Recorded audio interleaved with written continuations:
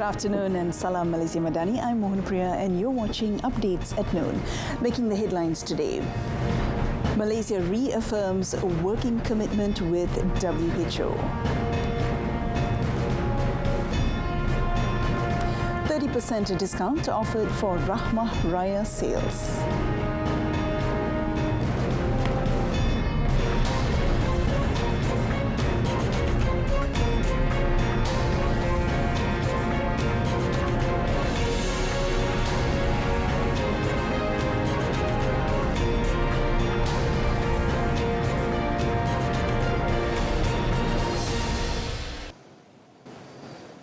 Malaysia will continue to work closely with the World Health Organization, WHO, to promote health, maintain well-being and provide services to the vulnerable. Prime Minister Datuk Seri Anwar Ibrahim said cooperation is important to ensure that every citizen, wherever they are, can achieve the optimal level of health and well-being.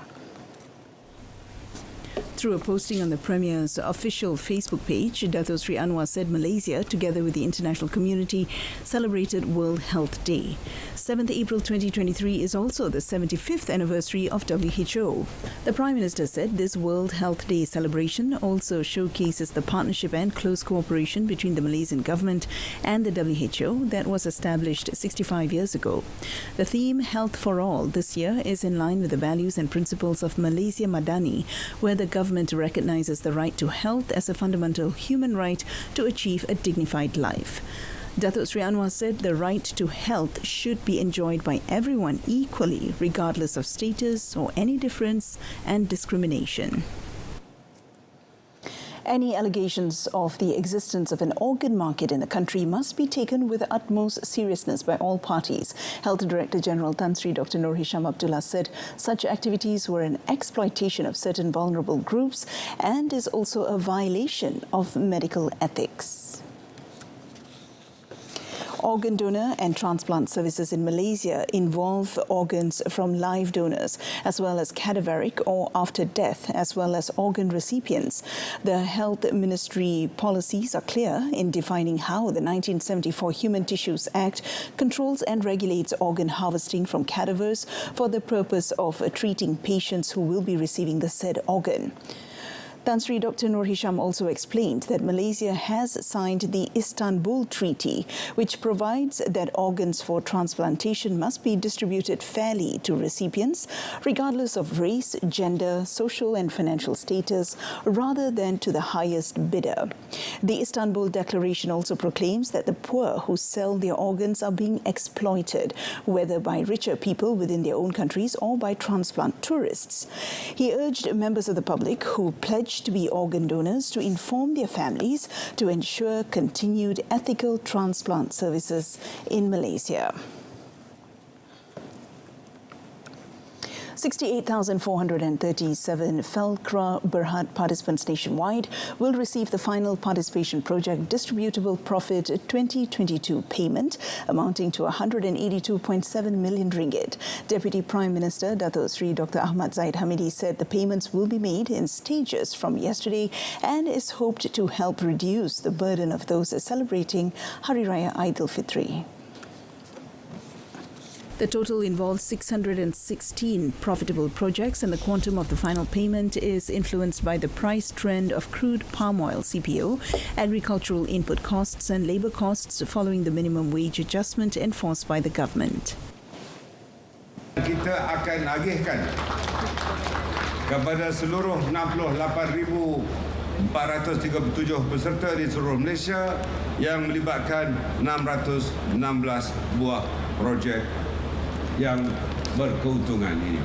Kenapa saya umumkan Division Felkra ini Negeri Sembilan yang Muhammad MB? Felkra yang terbesar di seluruh negara ialah di Negeri Sembilan.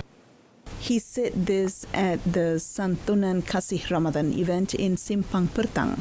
Also present at the event were Negeri Sembilan Menteri Besar Datuk Seri Aminuddin Harun, Defence Minister Datuk Seri Muhammad Hassan and Foreign Minister Datuk Seri Dr. Zamri Abdul Kadir.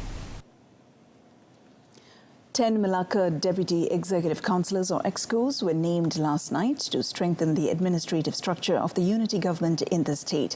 Chief Minister Datuk Sri Abdul Rauf Yusof said out of that number, 8 are new faces, while the other 2 are former EXCOs. Those appointed are Datuk Khairira Abu Zahar as Deputy EXCO for Economic Planning, TVET, Finance and Investment, followed by Zulkifli Mohammad Zin as Deputy EXCO for Housing, Local Government, Climate Change and Disaster Management, as well as Datuk Zaidi Atan as Deputy EXCO for Tourism, Heritage, Arts and Culture. Also appointed were Lau Chi Leong as Deputy EXCO for Rural Development, Agriculture and Food Security, and Muhammad Nur Helmi Abdul Halim as Deputy EXCO for Science, Technology, Innovation and Digital Communication. In addition, Leng Chow Yen was appointed Deputy EXCO for Women, Family and Community Development, while Siti Faiza Abdul Aziz was named Deputy EXCO for Health, Human Resources and Unity. Zahari Abdul Khalil was appointed as Deputy EXCO for Infrastructure, Public Facilities and Transport, while Rosli Abdullah was named Deputy EXCO for Education, Higher Education and Religious Affairs. The Rahmah Raya Sales Carnival program is a joint initiative between Persatuan Agropreneurs Selangor and Yayasan Rahmah Malaysia, involving small to medium industry players in textiles and fashion. Domestic Trade and Cost of Living Minister Datuk Sri Salahuddin Ayub said the carnival offers discounts of up to 10 to 30%. Kalau tekstil pakaian ini, pastikan kualitinya dapat dibeli dengan harga yang sememangnya berpatutan, walaupun dengan harga rahmah.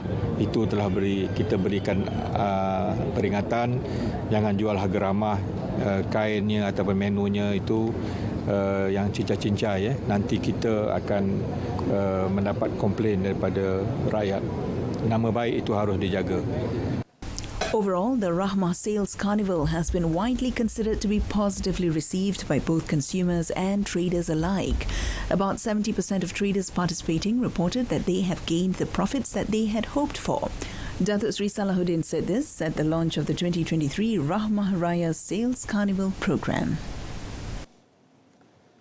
Meanwhile, the Ministry of Domestic Trade and Cost of Living, KPDN, hopes more hospitality companies will join the Payung Rahmah initiative by offering certain packages to help increase the growth of the domestic tourism sector. Datuk Sri Salahuddin said so far 2 hotels have joined the initiative, namely Hotel Elo Pura in Sandakan, Sabah and Tamu Hotel and Suites, Kuala Lumpur. The Hotel Rahmah package is introduced under the merging of services and iftar package. According to Datuk Sri Salahuddin, the package is a very valuable attraction for those wanting to come to Kuala Lumpur for shopping. At the same time, it also improves the growth of the local domestic hospitality and tourism industry. With the efforts put in by these hotels, he expressed hope that more hospitality companies can provide Rahmah packages in any form and not necessarily only during Ramadan, but after that as well.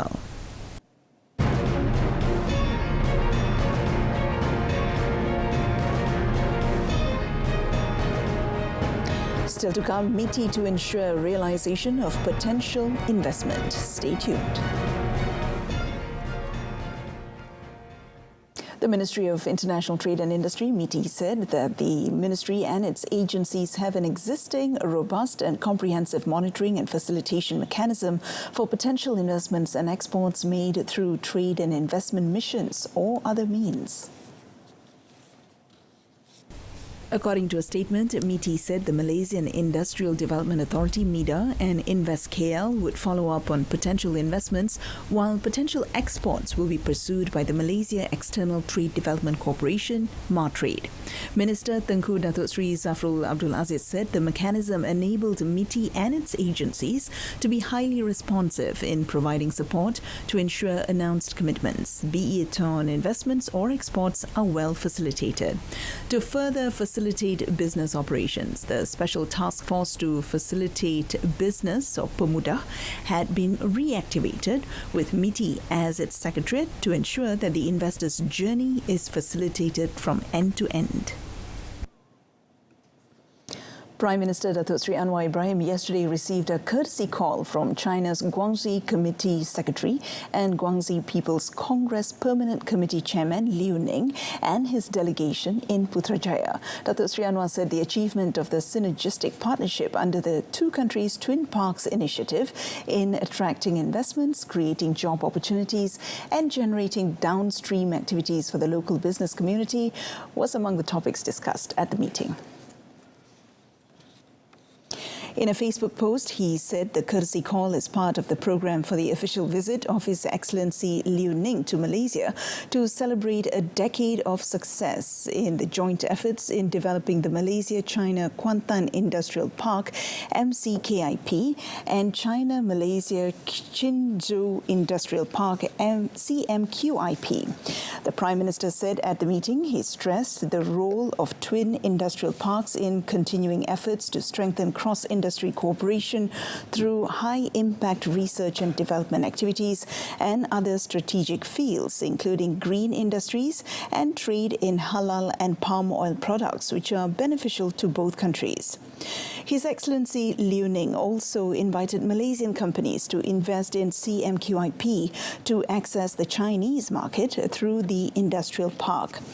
MCKIP has recorded accumulated investments worth 30.1 billion ringgit in 19 projects and created more than 17,000 job opportunities over the past decade.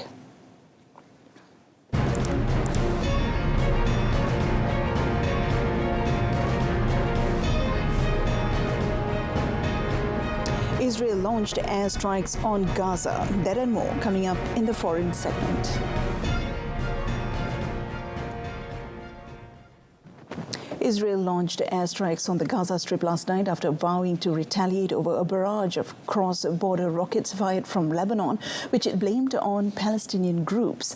The Israeli army is currently striking in the Gaza Strip, read an army statement shortly after media correspondents heard at least 3 explosions in the area at 21:15 GMT.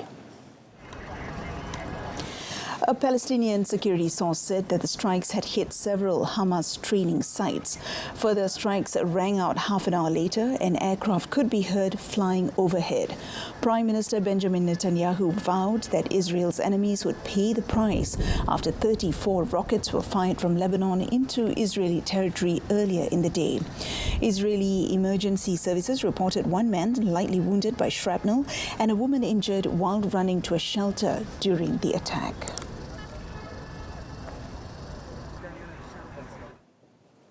The White House on Thursday released a long-awaited review of the U.S. exit from Afghanistan, laying blame on Donald Trump and a huge intelligence failure, but defending overall U.S. conduct of the traumatic operation. The classified review was sent to Congress, where the Republican majority in the House of Representatives is investigating what it says is President Joe Biden's failures during the August 2021 withdrawal. Presenting a declassified summary, National Security Council spokesman John Kirby conceded mistakes had been made in the exit, which saw the Taliban seize control of Afghanistan within weeks, forcing the last American troops and their allies into a desperate evacuation. Some of what we learned. As I said at the very end of my opening statement, ending a war, any war, is not an easy endeavor, certainly not after 20 years. And the president said himself there was no way in that process that it was going to be low grade, low cost, low risk. There was going to be risks. There were going to be costs. He knew that. The team knew that. And everybody tried the best they could to develop the best answers, the best responses, the best assessments that they could. The pullout ending on 30th August 2021 shocked Americans and U.S. allies as the Taliban swept aside Western-trained Afghan forces within weeks. 13 U.S. troops and 170 Afghans were killed in an August 26 suicide bomb attack at the crowded perimeter to the airport, where an unprecedented military airlift operation managed to get more than 120,000 people out of the country in a matter of days. The degree of corruption that was in the office. Radical protesters clashed with French security forces Thursday in a new show of anger against President Emmanuel Macron's pension reforms, with dozens arrested and some starting a fire at one of his favorite restaurants. While the number of protesters has diminished, unions are keen to maintain almost 3 months of pressure ahead of a key court ruling next week on the retirement overhaul. The controversial reforms seek to raise the retirement age from 62 to 64 while requiring people to work longer for a full payout.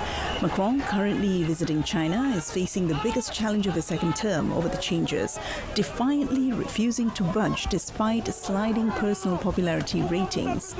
Demonstrations were held across the country with people brandishing placards or waving union flags from Paris to the southern cities of Montpellier and Marseille. The Interior Ministry said 570,000 people had demonstrated Thursday, sharply down from the 740,000 it counted last week. Official figures remain well below organizers' counts, with the CGT union claiming 400,000 people had turned up to the Paris protest, while the ministry tallied 93,000. Meanwhile, Interior Minister Gerald Darmanin said on Twitter that 111 people were arrested nationwide and 154 police wounded, some of them seriously injured. The World Health Organization said it was sure China had far more data that could shed light on the origins of COVID, demanding Beijing immediately share all relevant information. WHO Chief Tedros Adhanom Ghebreyesus said without full access to the information that China has, all hypotheses are on the table. So I think without full access to the information that China has, you cannot say this or that. All hypotheses are on the table. That's WHO's position, and that's why we have been asking China to be cooperative on this. If they would do that, then we will know what happened or how it started. So we need to know. That's the moral imperative, because many have lost their lives and many have suffered as a result. More than 3 years after COVID-19 first surfaced, heated debate still rages around the origins of the pandemic. The issue has proved divisive for the scientific community and even different US government agencies, which are split between a theory that the virus jumped naturally to humans from animals and one maintaining that the virus likely leaked from a Wuhan laboratory, a claim China has angrily denied. Central banks around the world should keep battling inflation by hiking interest rates despite ongoing concerns about financial stability, the head of the International Monetary Fund told AFP on Thursday. Since last year, central banks have been raising their benchmark lending rates to tackle inflation, which rose to levels not seen for decades in many countries, including the United States. Since last year, central banks have been raising their benchmark lending rates to tackle inflation, which rose to levels not seen for decades in many countries, including the United States. But their fight has been complicated by the recent collapse of Silicon Valley Bank after taking on too much interest rate risk, setting off a period of turbulence in the banking sector on both sides of the Atlantic. The biggest casualty so far has been Swiss banking giant Credit Suisse, which was pushed by regulators to merge with regional rival UBS on concerns about its long-term financial health. But IMF Managing Director Kristalina Georgieva said central banks still have to prioritize fighting inflation and then supporting, through different instruments, financial stability. Georgieva added that US-China trade tensions, part of a broader realignment of the global economy, was also having a detrimental impact on world growth. Left unchecked, the long-term cost of trade fragmentation could be as high as 7% of global economic output, she said in a speech earlier on Thursday to ambassadors and officials in Washington. Indonesian animal experts were preparing Thursday to conduct an autopsy on an 18-meter whale that died after washing up on a beach in Bali, Indonesia. The sperm whale, believed to weigh many tons, beached itself in the east of the holiday island on Wednesday before locals and officials pushed it back out to sea. Local marine and fisheries official Perkembangan UDR said after swimming away, it became stranded again just hours later on a different beach and died on the shore with no visible wounds. Sperm whales, the world's largest predators, are listed by the International Union for Conservation of Nature as being vulnerable to extinction. Vets and forensic experts have arrived at the scene to investigate the cause of the whale's death, and its carcass will be buried in the coming days. Police cordoned off the beach in Bali's Kelungkung Regency to stop the theft of the whale's meat or body parts. UDR said whales usually come closer to the shore when they are sick or dying. In 2018, a sperm whale was found dead in Indonesia with more than 100 plastic cups and 25 plastic bags in his stomach, raising concerns about the Southeast Asian archipelago's massive marine rubbish problem.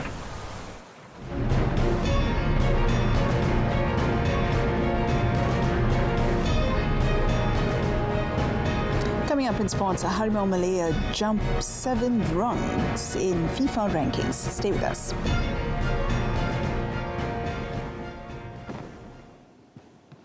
The Harimau Malaya moved up 7 rungs in the FIFA rankings to occupy 138th spot in the world based on the latest list issued by the world governing body yesterday. Now, the last time Malaysia reached the same position on the ranking list was in 2011. A statement released on the official FIFA website shows head coach Kim Pan-gon's team collecting 1,082.13 points by adding 15.53 points this year. Malaysia's climb up the rankings is due to the 2 big wins over Turkmenistan and Hong Kong in their Tier 1 international friendlies at the Sultan Ibrahim Stadium in Johor last month. The latest ranking puts them on par with the likes of Turkmenistan, world number 137, St. Kitts and Nevis, number 139, and Nicaragua at number 140. Malaysia's 1,082.13 points total is also higher compared to Indonesia, which is at number 149 with 1,046.14 points, and Singapore, number 158 at 1,014.04 points. 3 more Southeast Asian countries are ranked higher than Malaysia, with Vietnam placed 95th with 1,229.69 points, Thailand 114th with 1,171.88 points, and the Philippines at 136th with 1,097.67 points.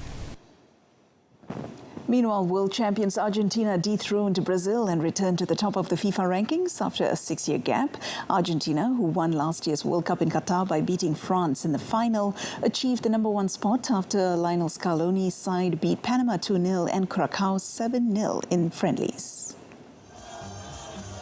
France moved up 1 place to second after a 4-0 win over the Netherlands and 1-0 victory in Ireland in Euro 2024 qualifiers, while Brazil slipped to third after losing 2-1 away to Morocco in a friendly. Belgium remained 4th, England were 5th, followed by the Netherlands in 6th, Croatia 7th, and Italy 8th. Portugal and Spain completed the top 10. The Central African Republic were the biggest movers in the latest rankings, jumping 10 places to 122nd. Development funds allocated for Indonesia's Football Association is being frozen by FIFA after the country was stripped as hosts of this year's Under-20 World Cup. FIFA barred the Southeast Asian nation from staging the 20th May to 11th June event after the country's Football Association in the predominantly Muslim country said it had cancelled the draw because the governor of Bali refused to host Israel's team. Last month, protesters marched in the capital Jakarta, waving Indonesian and Palestinian flags, demanding that Israel should not be allowed to participate. The removal of the Under-20 event caused anger and dismay among fans and players in the football-mad country. FIFA said in a statement that it provisionally recommended a restriction on the use of FIFA Forward Development Funds for the PSSI and would reconsider lifting the sanction after reviewing Indonesia's plan to improve on Indonesian football. Frank Lampard has returned to Chelsea as interim manager until the end of the season following the sacking of Graham Potter. Now, the club's record goal scorer previously spent 19 months as manager at Stamford Bridge before being dismissed in January 2021. Lampard, who was coach of Everton until January, will return to familiar surroundings at Stamford Bridge, where he was adored by Chelsea fans as the heart and soul of the club's midfield during a trophy-laden 13 years as a player before a much less successful spell as manager from 2019 to 2021. It's a pretty easy decision for me. This is my club. In terms of my playing career and having coached here before. So I have a lot of emotions and feelings towards the club.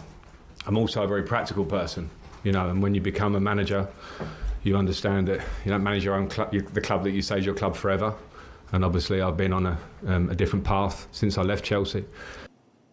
Chelsea's managerial position has been the subject of much speculation, with Julian Nagelsmann and Luis Enrique among the names linked to the job.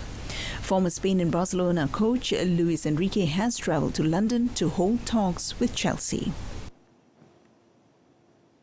Russia said it hoped what it called unfair and unacceptable sanctions on Russian athletes will be reviewed ahead of the 2024 Paris Olympics.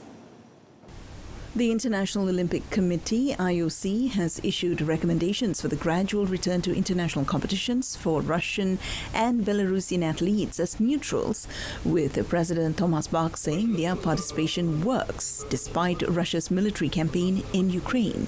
The IOC Executive Board's recommendations concern the return of those athletes to international competitions, but not the 2024 Paris Olympics, where a separate decision will be taken at a later date.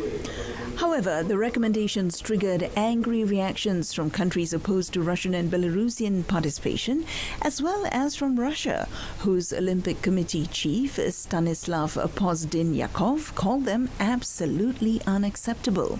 The IOC has set out a pathway for Russian and Belarusian competitors to earn Olympic slots through Asian qualifying, but has faced headwinds, with Ukraine threatening to boycott next year's Olympics should they compete there, even as neutrals. Perlawanan bola sepak Liga Super 2023. Pertembungan kini semakin sengit dalam memburu takhta kejuaraan. Ahad 9 April, Penang FC bertemu PDRM FC 9.30 malam secara langsung di TV2 dan saluran sukan RTM. Saksikan juga secara penstreaman langsung di RTM Klik. And that ends updates at noon today. Wrapping up with a reminder of our top story today, Malaysia reaffirms working commitment with WHO. Tune into Malaysia Tonight, coming up at 8:30 p.m. on saluran Berita RTM. Now we leave you with a clip of the iconic custom-made white suit worn by John Travolta in Saturday Night Fever, currently on display at Julian's Auctions in Gardena, California, before going under the auction hammer. I'm Mohana Priya. Stay tuned to TV2 and Salam Malaysia Madani.